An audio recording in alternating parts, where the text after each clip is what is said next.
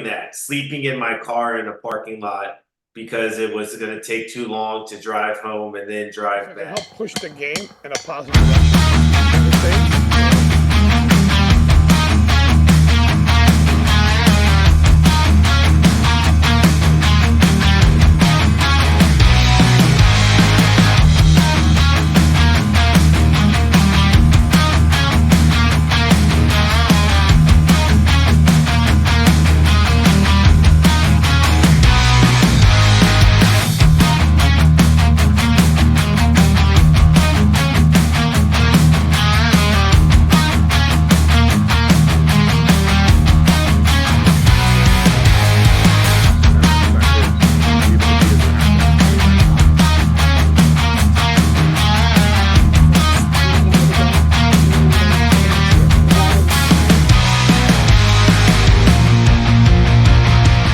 Guys, welcome back to another episode of From the Field, Voices of Football. With me, I have another great guest, Maxwell Turner.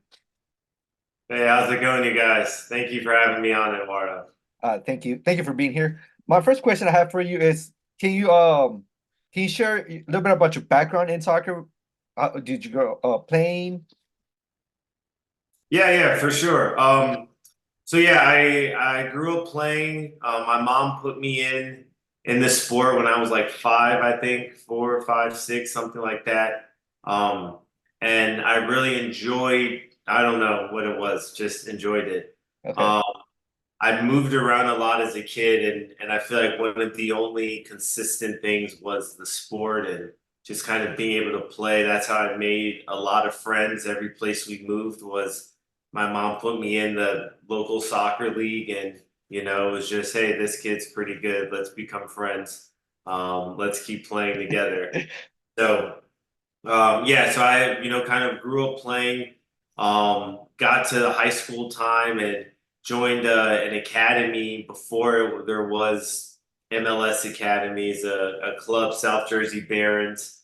Um, and that was probably the most competitive and the most structured environment I've been in.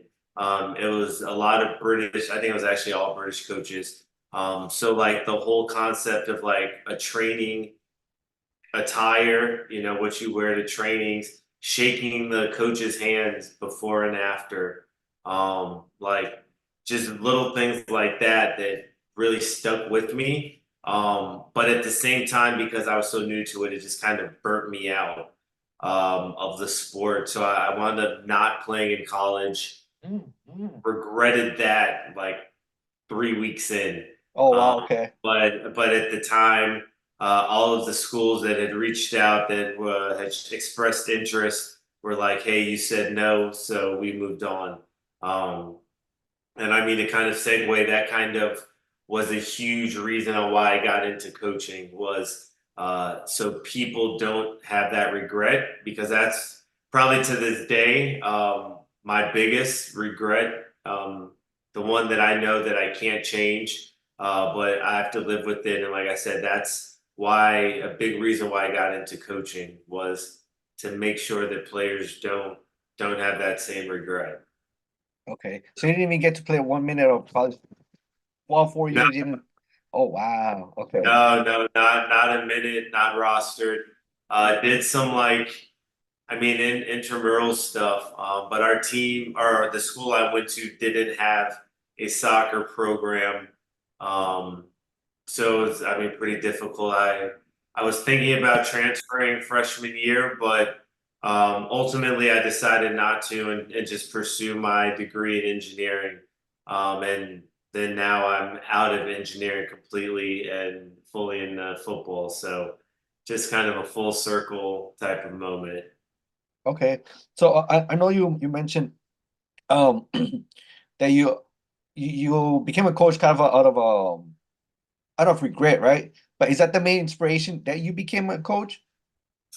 Yeah, I mean, I'd like to say like I wouldn't say I became a coach out of regret. That sounds not good or that accurate. I mean, I enjoyed the game and I wanted to be around it in a way that was more than just casual fan that, has season tickets.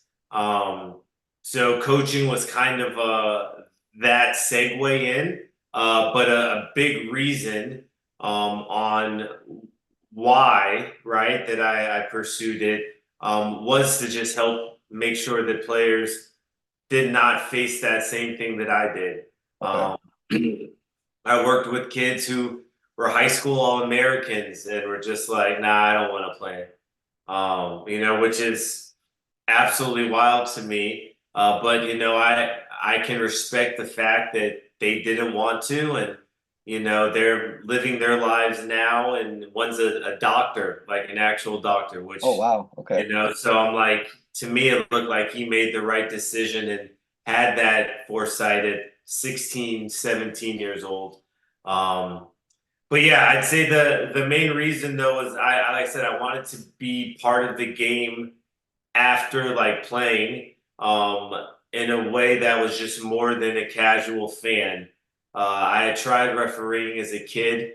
Um, I got charged by a parent like on the Wow. field. Yeah, dad ran after me because I gave his daughter a red card. Oh, wow. So that was my last refereeing experience. And coaching just kind of made sense. Said I wanted to give it a shot and just kind of see where it took me. And here we are. Gotcha. Okay, okay. That makes it a little bit better. So Yeah. I've known you have I know you've had an extension career over expanding over 11 years, right? At Yeah, different at different sorry, go levels. ahead. I'm sorry. At different levels, right? For sure, yep. How has that evolved over time? Yeah. I mean it's to me evolved in the way, obviously, well, not obviously, it's evolved in the way that I've wanted to and kind of envisioned.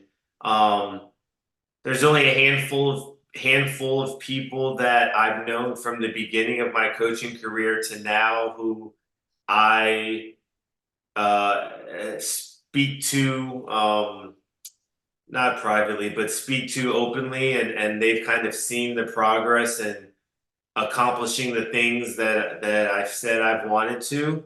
I started off, it was a volunteer high school coach, assistant coach, and a club coach. So I was at St. Thomas Aquinas located in Kansas, and then a club, Kansas City Soccer Club.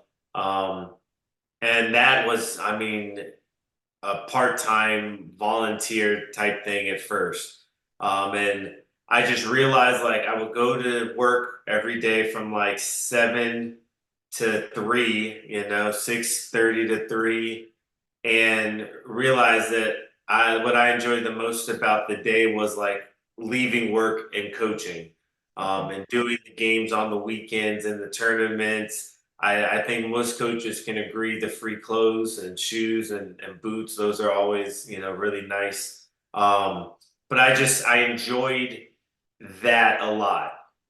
So, I feel like I tell people, I put in that work at the ground level. I paid my dues. I was at those 8 a.m.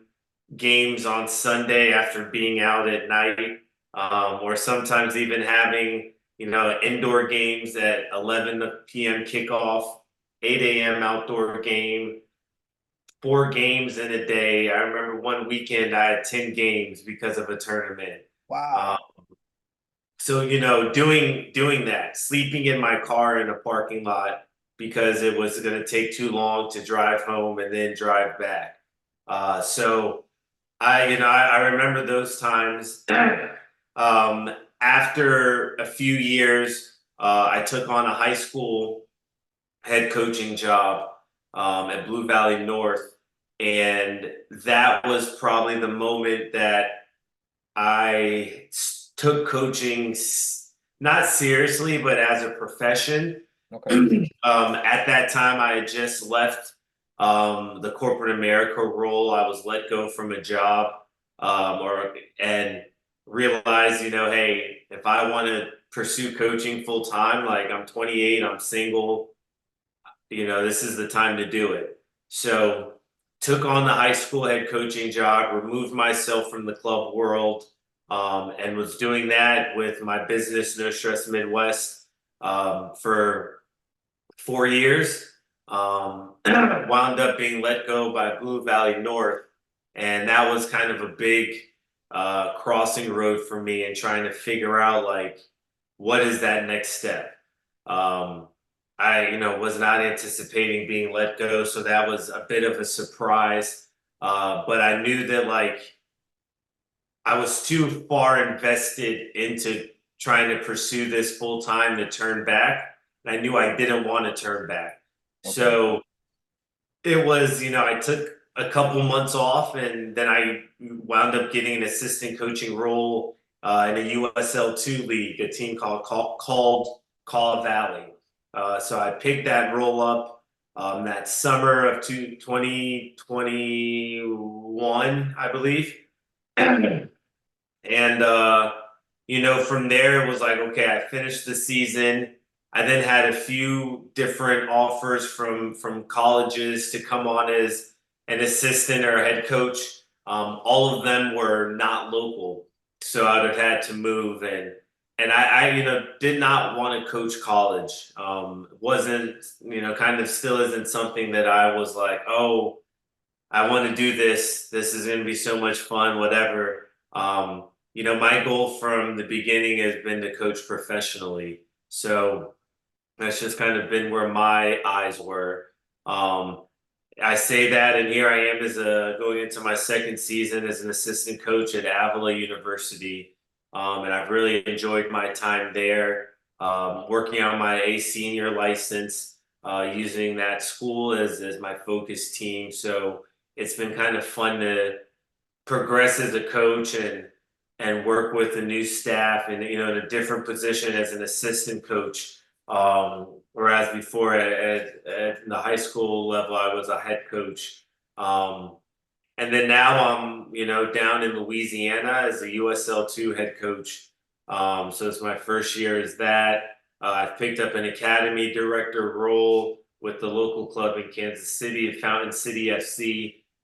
Still with the college, and so it's been, I'd say, an upward progression, and I'm hoping in the next year or two that I'm able to kind of make a next step and a big leap into the professional realm, whether it's with a academy club or an academy team, head coach, or straight into a first team assistant coaching role. So we'll kind of see what happens, but I'm keeping my options open and letting the chips fall where they may. Okay. So with all this vast experience that you have, right? What are the core principles you emphasize on player development, and how do you tailor your approach for different age groups and skill levels? Yeah. Okay, so let's say I'll start at the level I'm at now. Okay. At the USL 2 level, the guys that I have on my team, they are all, they're all college or they're all collegiate or former collegiate players. Mhm. They all, for the most part, want to play at the next level. So what you find with that is a lot of intrinsic motivation. They want to get better because they want to get better, not because I'm trying to influence them to get better. Okay. It's my job as a coach, and as a developer with players, at that level and higher is, reality is I've got maybe 2% that I can make them better. Whether that's teaching them something, a concept, a different, not move, but movement, something high level. A lot, the technical stuff, like they're not at that level because they suck, right? So they're very good players. So it's really trying to find what is that 1 to 2% that I can provide value in their lives to make them a better footballer when they go back to their home environment. My Avila team, it's players that are still in college, right? But they maybe not all have that motivation to want to play professionally. And this is almost like their, final hurrah at playing. So the motivation's a little different, and it's okay. Maybe there is a little more I can teach them, but to me, a lot of it's life lessons and what are you teaching them for when they're off the field? Like, they more than likely won't play competitive football once their college career is over. Okay. Uh, but that doesn't mean that you can't teach them things for them to carry off the field. My high school coach, I still have lessons that he taught me as a player that I take off the field. Um, so it's just kind of figuring out what are those coaching points and how are you best going to relate to them in a way that is just going to make sense for everyone. At the high school level, you've got kind of a mixed bag of people that are just doing it because their parents are making them, because their buddies are on the team, because there's no other sport they could play, because, they play club, excuse me, because they want to play in college, right? They want to play professionally. So it's really a mix. And in high school, you can't control who comes in. It's the zoning and all that stuff, right? So you're really just kind of having to deal with the hand that's dealt. And one thing from my experience being at Blue Valley North, where the talent coming in was not as great as some of our local rivals, versus being at a high school like Aquinas, which is a private school, and there was, I won't use the term recruiting, but you could kind of live anywhere and play there. So seeing that kind of put in perspective, okay, what's your goal with, once again, with football? Is it just to finish out in high school? Do you want to be here? Do you, all this stuff? And it's okay. How do I, once again, best prepare you for whatever the next step is, whether that's on the field and playing in college, whether that's off the field and you becoming a finance major. Um, there's some guys and gals who've pursued coaching, who have reached out to me to, want to coach under me. So, it's, once again, those are conversations that you've just got to look at and treat it separate. Jose Mourinho says this quote that I love. You treat every player the same, but you treat every person different.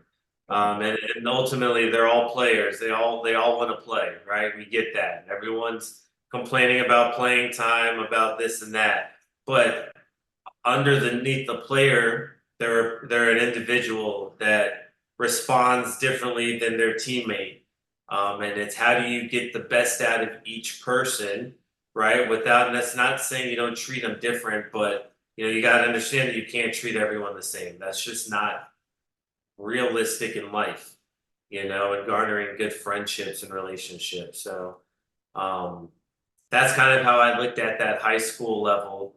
Middle school, elementary school, I feel like that's where you have the most influence. They're just sponges taking in everything, and a lot of times bad habits are built then and there because they have coaches that are unqualified and uneducated, for not any reason, or not. Maybe they're just in an area that doesn't have a large soccer community, but I feel like that's where you can really lay down foundations and really improve the player to set them up for the most success down the road when they get to that high school and collegiate level. At all levels, it's about having fun, right? People want to have fun with whatever it is they're doing. So it's how do you make that lesson fun for the crowd that you're dealing with? And, having fun doesn't mean holding hands and skipping around the field. For some people, having fun means having a really tough training session where you're being challenged physically, cognitively, mentally, emotionally. Other people don't find that fun at all. So it's just trying to figure out what that mix is and how to make sure that you're able to engage with every player while still treating it as a team and not necessarily catering more to one person than the other. Okay. Yeah. So kind I've of seen. it there, so my bad. No, it's okay. You're good. I've seen that. I think this is your first year as a USL head coach, right? With Blue Goose. Yes, that's So, correct. what is your primary goals for the team for this upcoming season, or for the current season? Yeah, I mean that's a good question, right? I'm going into my first year with them. Last year, I think the team ranked pretty low to the bottom in goals for, goals conceded. It was really tough, and so coming into this season, it was trying to figure out, okay, what were they doing, and not necessarily how do I fix it, but how do I not repeat that. I have had to do all of the player recruitment, a lot of the general manager responsibilities, I've had to handle myself.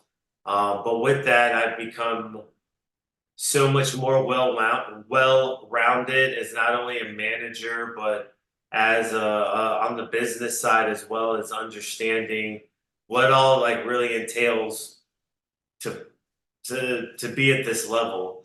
There's like 5 different forms that I have to fill out per game, whether it's what uniform colors we're wearing, referee assessment, starting 11, 18-man roster, scouting report after the game. There's, so many different things that I had no idea went into just playing a game. So to me, my biggest thing to focus on was just having a positive experience for the players and for the club. Obviously, like I hate losing. I think almost more than I enjoy winning. So it's not something that I enjoy doing or anything like that. But I also know that if the team loses last year, they lost the game 22-0. Um, Wow. Okay. yeah. Um, if you don't lose the game 22-0, that's a huge step forward, right? Yeah. No, we're 3 games in, and there's a team that we just lost to. It was 2-0. Gave up the first goal in like the 85th minute. Then we tried to push, give up a second goal like the 92nd. But that team beat them last year 10-0. Wow. So Okay. to me to make noticeable progress, but make realistic progress, and not, oh, we want to win the league, we want to win the conference. Yeah, that stuff sounds nice, and it'd be great to do that. But I also know that if we don't win it, is it going to be an unsuccessful season?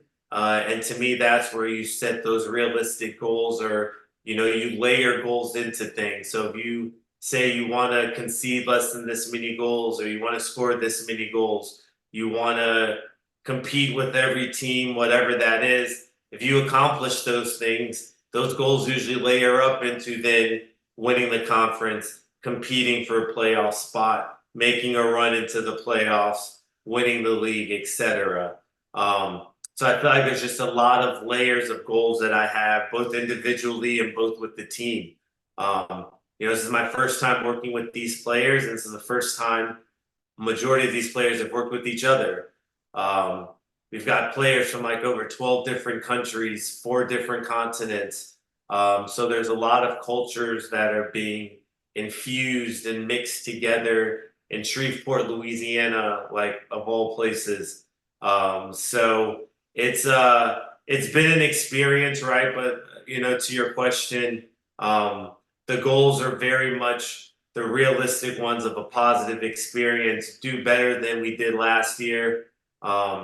Luckily, I feel like, we've got the players in to compete, but, there's still another level that, is just going to take time for us to, get to that next step of competing and winning games, and not only competing or winning, but dominating games, imposing your will on teams. As such, just takes time or a lot of money. Okay. So you mentioned that you have, I think, like 12 different countries, right, in your team right now. So how do you balance being a coach and a leader while managing all the players with diverse backgrounds and experiences? Yeah, that's a good answer or a good question. I feel like, if there was a set answer, right, there'd be more better coaches. Uh, but no, to me, I feel like I just, as a human being, I like to relate and understand the people I'm with. I don't want to be around people I do not enjoy. That's just not something I want to do, and that's not something I tend to do. So the people that I have in, I've had conversations with mostly all of them before coming in, and not so much trying to understand their background from that first call, but know, okay, hey, we've got 7 guys from England, we've got 5 guys from Brazil, we've got 4 people from South America, or whatever those numbers are. So when it comes to housing, how can we make it more comfortable for all of them? Um, Not so much understanding or trying too much to relate, but with the guys from England, we'll chat about the Premier League, we'll chat about national team stuff. The guys from Brazil or the Spanish or Hispanic countries, we can. I'm trying to work on my Spanish as is, right? Okay. So and it's they'll communicate in Spanish sometimes to each other. I'm trying to understand. Okay, I know that word. I know that word. Hey, what was that how do you say this? How do you say that? Right. And then it's now when I'm talking and if I want to, try to just make it a little easier for them, then maybe instead of, hey, slow down, hey, calmate, right? And just using different ways to make them feel more at home. Okay. Um, but ultimately, like the beautiful thing about football is like that's the language that unites everyone. If you can play, you can play, and you know how to play, you know how to win, you know how to score. We have a guy on our team that is doesn't speak much English, only French. Um, and luckily, we have someone on the team that's French as well and speaks English, so can serve as a translator. But also, it's I might not be able to relate or to speak directly to the guy in French where he understands. But when it comes to different movements or different things in football terms, right, we understand that. And same with him and the other players. And honestly, to see the relationship he's formed with a lot of the different guys and the cultures, in Europe, it's a very touchy, very handsy type of culture, right? So they're hugging, they're touching each other, all of that stuff that I feel like makes them all feel just a little more at home, Okay.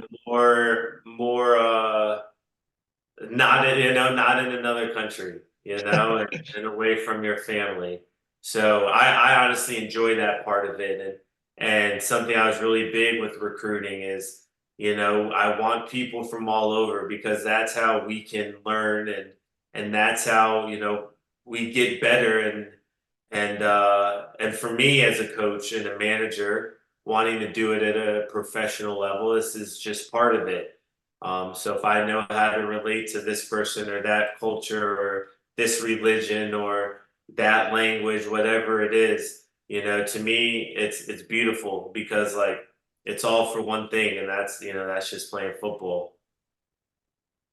Right, right. Yeah, of course. So you mentioned you're trying to you're gonna pursue your senior A license, right, from the United States Soccer Federation. Yes. What motivated you to pursue that license, and how do you anticipate it will enhance your coaching abilities? Yeah. The motivation is. I honestly don't know. Like I can tell you the motivation behind the coaching education And pursuing those licenses was very simple. When I was a young coach coaching club, I wanted to make more money, and I asked the DOC and the executive director, what can I do to make more? And he said, get higher badges. So I said, okay, I'll do it. So starting with my F license and just kind of getting everyone, from what F, my E, my D. I got the high school head coaching job at North in 2018, had my D license, was pursuing or got into my C, and I had that. And right before I was let go from North, I started my B license. It was right after COVID. Um, and each license, you just learn more and more. And I feel like one of the easiest statements for people to say that are former players is, "Oh, I played the game, so I know how to coach." Can't be more false of a statement. And not saying that because you played, you can't be a good coach, not at all, but they don't always correlate. And I'm at my C license, and I was told, oh, the C is a really big step for coaches. That kind of, separates you from the people that are doing it for fun. Well, I get my C, and then of course it's all, well, the B license is the real one. That's the real license that separates you. So, all right, I'll get my B. Get the B, and then oh my goodness, man! I mean, everyone's got a B license. If you want Yeah. want to be special, you've got to have an A. And while I was at my B, even at the C, I was working part time with U.S. Soccer coaching education. So I'm in the building in the headquarters where coaching education happens, and being able to talk to some of the top educators that our country has. Some of the just left to go back to the Netherlands, Antal and Didier is, part of the French Federation, or was before coming here. And, there's just some like genius people in there. And the more I was around them and talking to them and seeing people come in from different courses, I'm like, I want to get my A. I can do this. If I want to coach professionally, I have to have the A, to get to the pro. So then it was, okay, how do I get my A? Well, you can get your A youth or your A senior. And, for me, if I want to coach a senior level, I don't want to have my youth license. And that just be another thing that someone can say is preventative of me coaching at that level. So that was part of joining Avila last year, and then saying, okay, hey, I can use this as my senior level team. And man, like from the beginning of it, and just like the B and just like the C and just like the D, with every level, like there's so much you learn. But to me, there's only a handful of things that you can bring and apply to your learning environment. And each badge, I've kind of taken a different thing, or just kind of more layered different things in. And now at the A senior, I mean, it's a lot. You're getting into a lot of performance analysis. You're taking a way deeper dive into periodization. But it's all stuff that I know I understand, and I'm like, okay, I know I can do this. I know I can do that. But more specifically, when it comes to putting together big picture my coaching staff, being able to know how to do and understand how to do all this stuff. So when it comes to me hiring someone for that role as an assistant, as a second assistant, as a video analyst, as a performance analyst, scout, etc., I kind of have an idea of what goes into that. I know what I want. I know the output that I want it in, which I feel like is very important. And then it's just now up to me to find the right people to help fill those gaps, and find people that know how to do performance analysis way better than me, because I am horrible at it, absolutely horrible. And I'm okay with admitting that, because I don't want to be a performance analysis. But I know that, and part of, I think, being a good manager is finding people, hiring people that are good at your weaknesses, and help plug those holes up with their knowledge. So if someone's listening to this and is really good at performance analysis, I'd like for them to reach out. Okay. Uh, but if not, it's, just that constant pursuing of getting better, right? Not perfection, but, in the pursuit of perfection, you'll get really good. And that to me is what I'm just trying to do every day, is just take one step closer to becoming a better coach, being able to now create situations, being able to look at a big picture, look at a game, and then big picture, okay, this is the target players that I want. This is the picture I want to paint. How do I do this at training? How do I build it up from a warm up to a first activity, second activity, third activity? How do we apply this in a game? Am I able to do that? Yes, but now how quickly can I do it? How many trainings does it take for me to do it? How many words? Can I get straight to the coaching points? Can I get straight into it, or do I have to say 30 words to go turn left 3 times when I could have just turned right once? And to me, that shit comes from experience, doing it, being successful at it, and then being able to just chip away at the time it takes for you to achieve that goal. Okay. Yeah. So it in the summer, this summer is gonna be a lot of soccer, right? We got the Copa America here in the United States, the Euro Cup, the Olympics, the U20 World Women's World Cup, right? With with all with all that, and with the 2026 World Cup being hosted here in the United States, Mexico, and Canada, right? What impact do you think this event will have on the soccer development here in North America? Man, I mean, I definitely think it'll be a positive one, right? I don't know if I quite understand the grasp or have the knowledge and the insight of what, hosting a World Cup does for the economy and all that stuff, right? I hear about it. Okay. Um, I know, like, for Kansas City specifically, it's going to be massive, right? They got the draft, the NFL draft, I think last year. Then they've got the new airport in. Now they're going to have a Copa America game. The Olympic team right now is training in Kansas City. A World Cup game will be at Arrowhead. I think they just had like 80,000 people when Messi was there at Arrowhead. Yep. So you see that, and I mean, you've got to be hopeful, right, that it's going to have a huge impact. Just like how the '94 World Cup in the U.S. had for the soccer development, and I mean, really the start of MLS. So I mean, I definitely think it's going to be massive for us, right? Like I said, I don't know specifically, other than like just for Americans to see fans of other countries and see like what it means to them. I try putting in perspective to some people.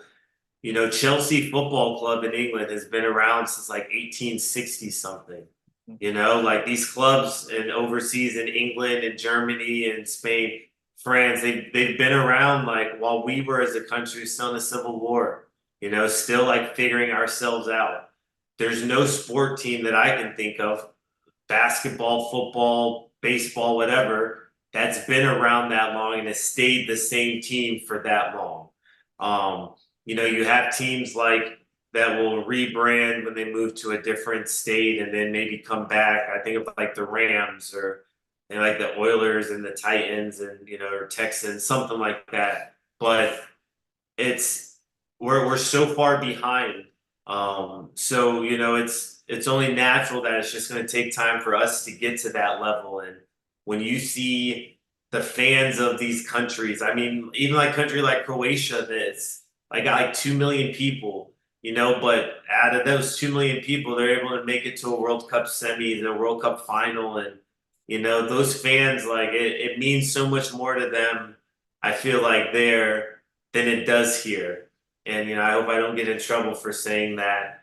But I think it'll be great just for as a country for us to see like how big, soccer, football is in the world. We always talk about, oh, not the World Cup, the Super Bowl, the NBA championship, March Madness. Like Super Bowl had like 227 million viewers or something like that. Mhm. And it's like, the World Cup final had like 3.1 billion viewers. Yeah. So then like it's like that's the perspective. I think Dana White said something as crazy as his slap boxing league had more followers on social media than any soccer team, football team in the world, including Real Madrid. Right. Come to find out, Inter Miami has them beat by 15 million. Oh, So wow. it's the arrogance, closed-mindedness, lack of understanding of American culture, or just not wanting to understand that there's life outside of the U.S. Right. And in a game like football, the most popular sport in the world by far, I think it'll just be great for us as Americans to just see what that means, and going to a group stage on a Tuesday and it being 120,000 people in the stands and 100,000 people outside the stands cheering. I'm excited to be a part of that as well. Right, right. Yeah, with all that exposure pretty much from the World Cup 2026, right? How would you prepare your players and your teams to take advantage of the increased interest and opportunities that the World Cup will bring? Like I guess I'm a little confused. Like, how would I prepare my players for like what's to come after the World Cup? Yeah, yeah, yeah.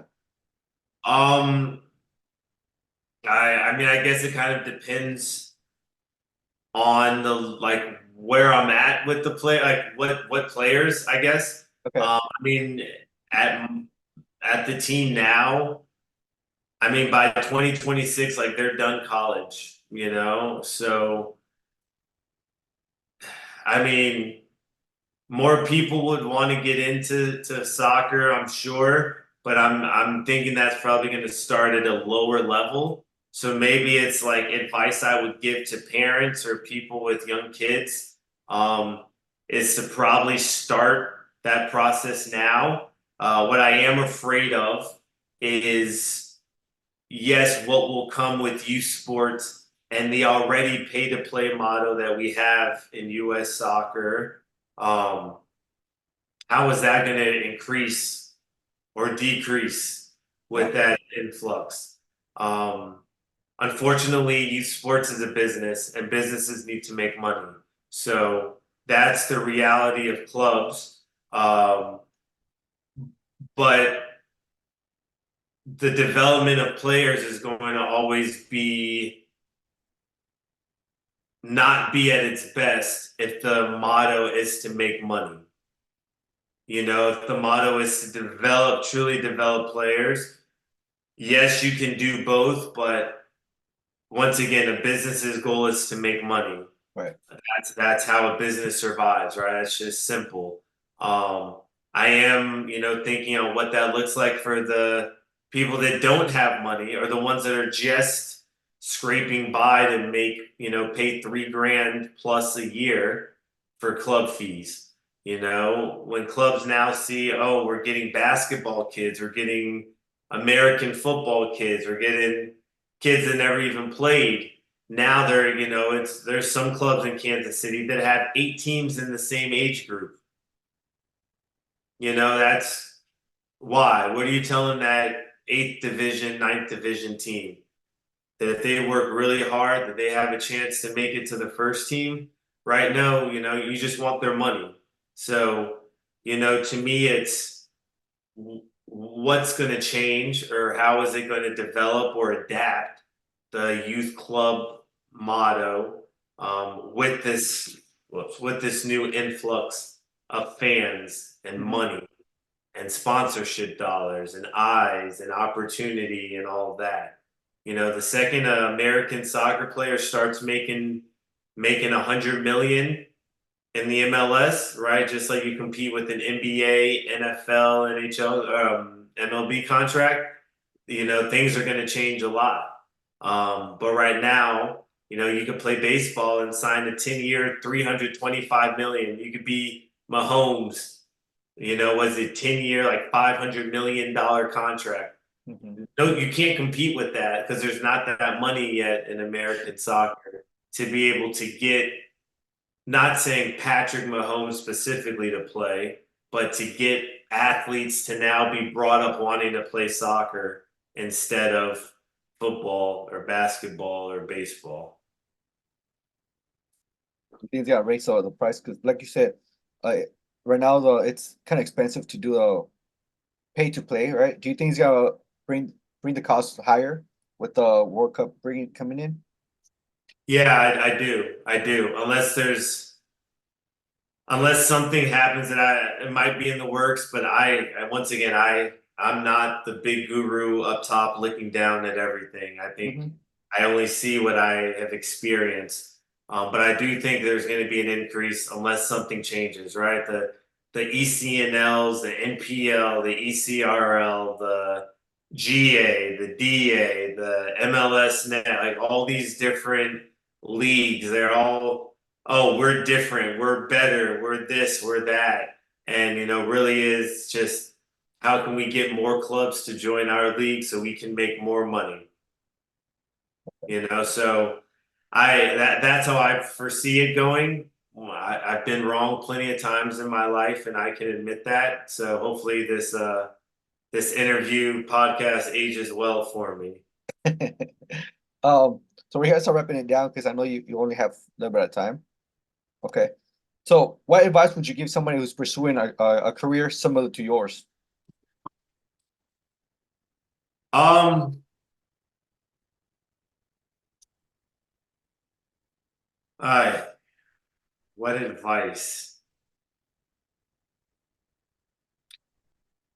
I mean, that's tough. Um, that's a good one. It's a simple question. What advice would I offer? Would be make sure you just enjoy and love. Make sure you just really enjoy and love this. Okay. Um, and it's, I feel like there's so much that I know that I've personally had to go through to get to this level, and investments. I don't like using the term sacrifices, but investments I've made in the future. And through it all, over these past 6 years or so, I've been pursuing this. I've never not like wanted to do is like, oh man, maybe I messed up. Maybe I should just go back to this.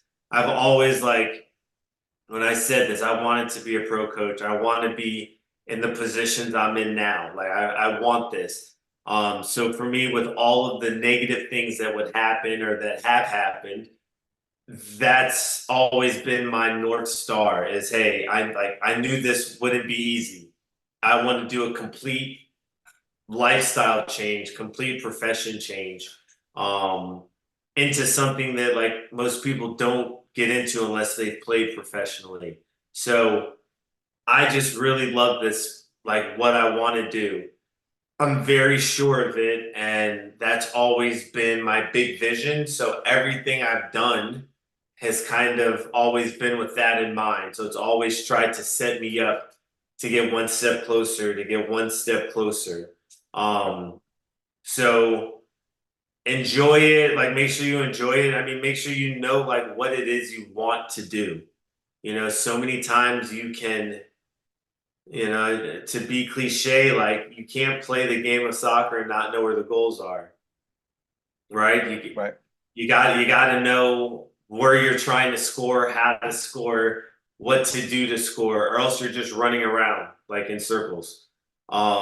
So like make sure you have your eye on the prize with that as well. Like, oh, do you want to coach professionally? It sounds cool, but like, being a manager, there's a lot of stress that goes into it. And, if you're struggling at the high school level with managing everything that goes into it. Yes, you're doing a lot more at the high school level with uniforms and schedules and multiple teams and all that, but it's being able to say, "Hey, I can do this." It's not a problem. Yeah, Could I get better? Sure. And every step you move up becomes a different stress. But the thing is, it's still a stress. And I Yeah. feel like if you understand that and have become good with managing stress overall, not, oh, soccer stress, work stress, relationship stress, money stress, all these different stresses. It's all stress. And Okay. I feel like being able to manage stress is a huge superpower um, that I don't think a lot of people possess when wanting to make that jump to that managing level or directing, whether it's coaching, whether it's in a corporate job, whatever. Right. So it's one of those things like I would say to my kids, everyone wants to be a champion, but nobody wants to do the work it takes to be a champion. Right. Because a lot of times you don't know what that work entails. So it's like you got to make sure you have your eye on the prize. You know what you want to do. You know that that's your why. That's the reason why you're going through this, and this. The reason why you can't go out with your friends this weekend. The reason why you have to miss the bachelor party. The reason why you've been in the house for a week. The reason why you're eating oodles and noodles because you can't afford something better to eat. What's your reason by going through all those potential dark times and knowing, hey, this is what I want to do.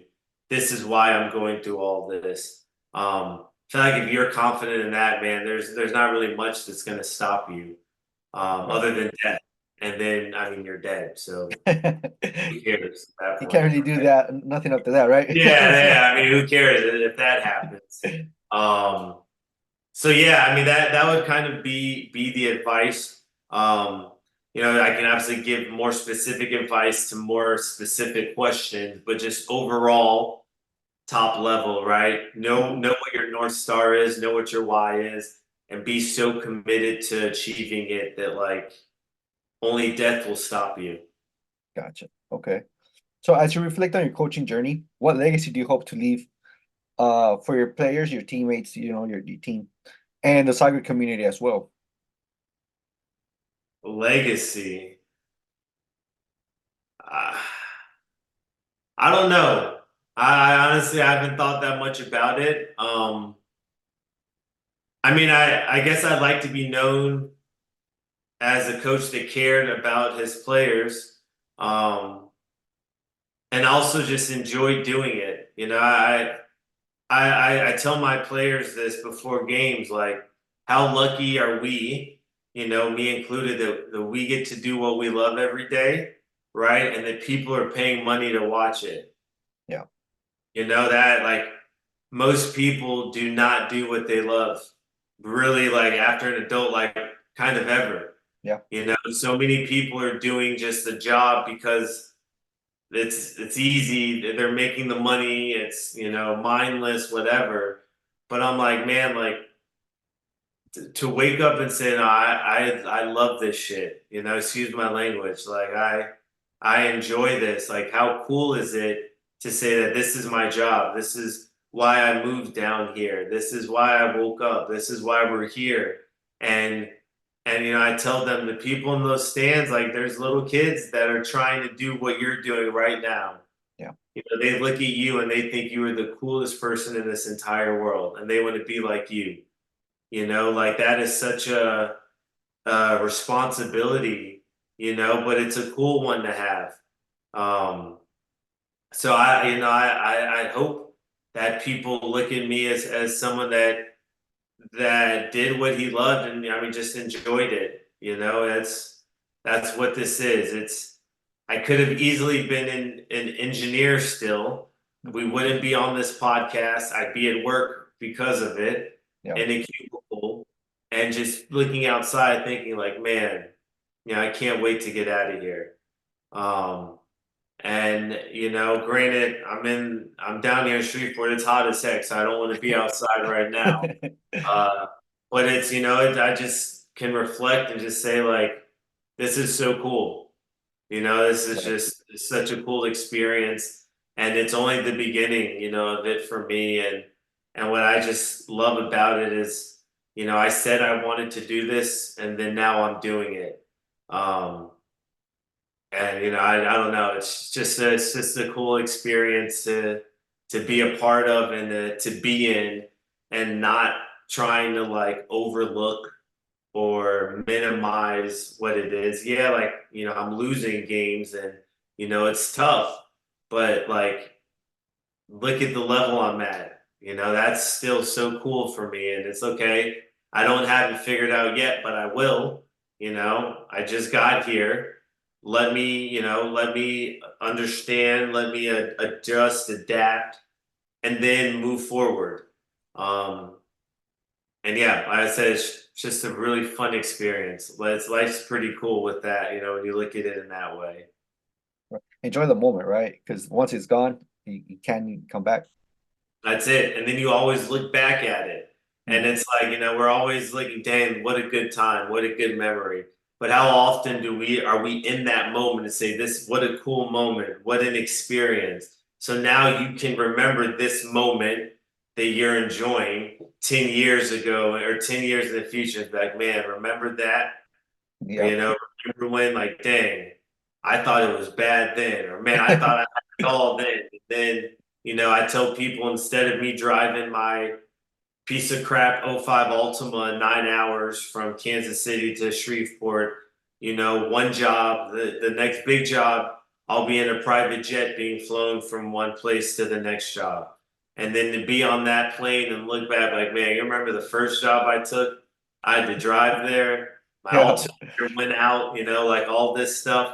Um, so it's just cool to kind of like, hey, this is the moment I'm in, but like I'm already thinking about what that moment is going to look like in 5 years, in 10 years, and just saying, let me enjoy what it is now. Right, right. Were you, I know this is not a little bit of soccer, but were you modeling too? Because I seen some like a video where you were modeling. Yeah. Yeah. So I am with an agency. Moxie, I Um, think it was. yeah, with Moxie Talent Yeah. Agency. So I've done a few, commercials or print ads with them.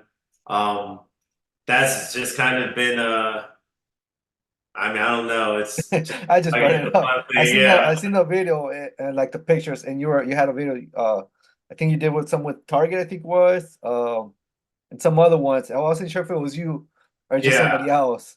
Okay. Yeah, no. I've done a few. I don't think anything like too big and crazy. I'm not like a supermodel money, but it'd be nice to get to that level, huh? Yeah. So, Yeah. where can listeners learn more about you, Coach Maxwell? Yeah. So I mean, you can visit my business website, nostressmidwest.com. Um, No Stress Midwest is a kind of all-inclusive business where we do soccer training.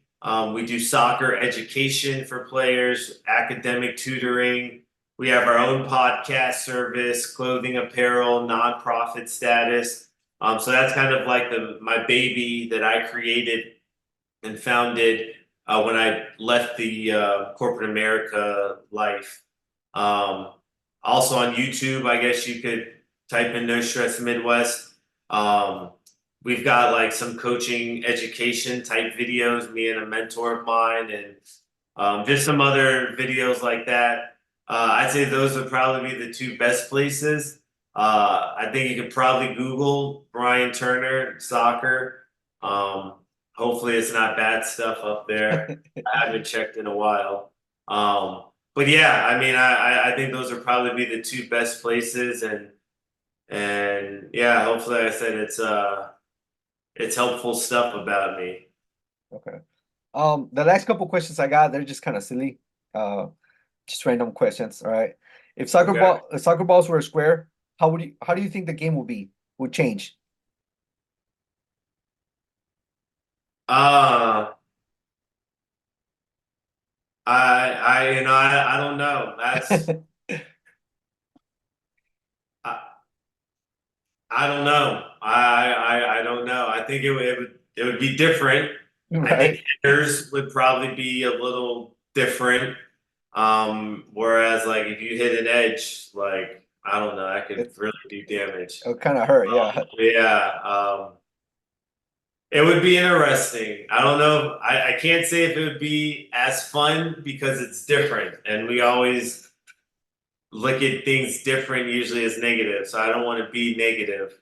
It'd be interesting. I would like to see people maybe give it a go. Okay.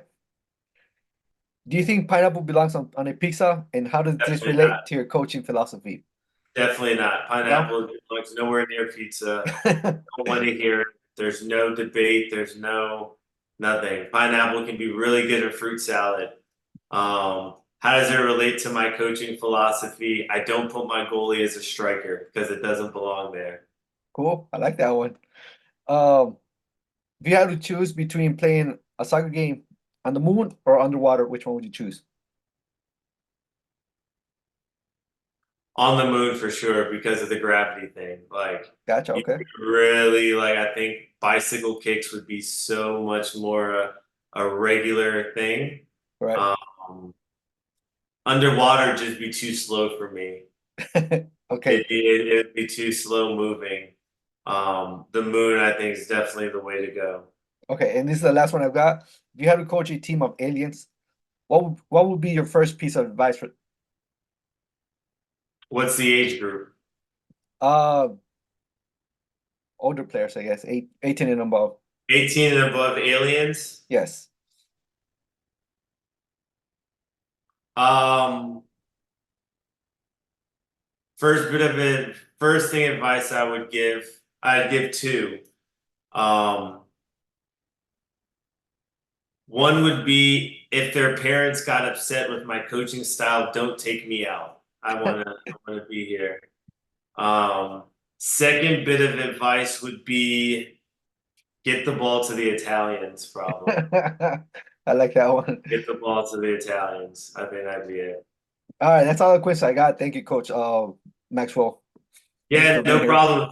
Thank you for the invite. I enjoyed it, and hopefully you're able to get it was a good conversation for you and your listeners can get some information out of it. Oh, absolutely. It's a lot of great experience, great stuff. Awesome. Well, hey man.